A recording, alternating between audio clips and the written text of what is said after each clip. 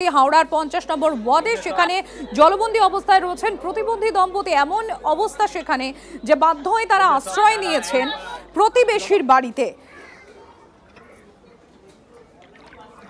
নিকাশি নিয়ে স্থানীয় ক্ষোভ, স্থানীয় বাসিন্দাদের দেখতে পাচ্ছেন এটা হাওড়ার ছবি।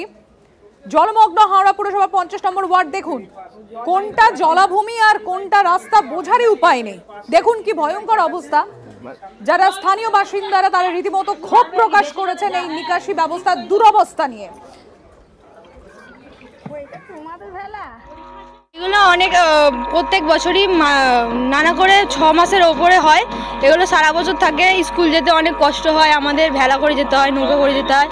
যাতে আমরা অনুরোধ করছি যে এই রাস্তা যাতে হয়ে যায় আর মাঠে যাতে জল না জমে।